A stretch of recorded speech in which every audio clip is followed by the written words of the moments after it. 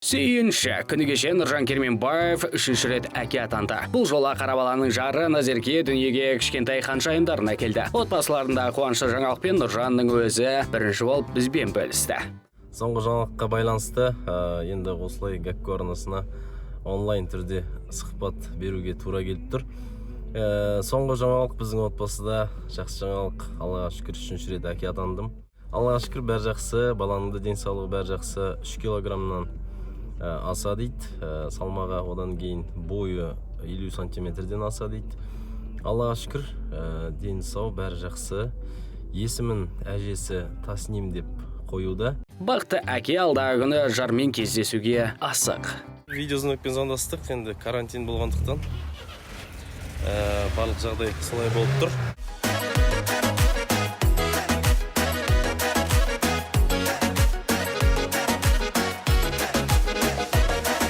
Нұржанмен бірге Мессерен ұстауындағы Дилен де әке атанды. Жары оған шекесі торсықтай ол сыйлады. Құттықтауларыңызға рахмет. Екінші рет ұлды болдым. Жұбайым мен ұлымның жағдайы жақсы. Қазір үлкен ұлыммен бірге үйдеміз. Сондықтан біз күтудеміз. Ты что, по маме не скучаешь, что ли? Маму вообще не ищешь? Смотри. Скажи мне.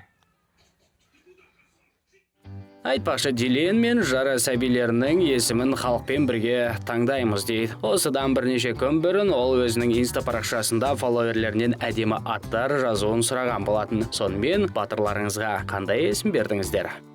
Ұлымның атын әлі қойған жоқпыз. Әлі бір 2-3 күндей бар уақыт, сондықтан әлі ойланамыз.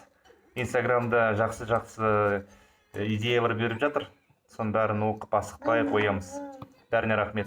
Жарайды. Ал осы орайда Гәкку арнасы да отбасыларыңыздағы қуанышқа ортақтасып, сәбилеріңіздің бауы берік болсын демек.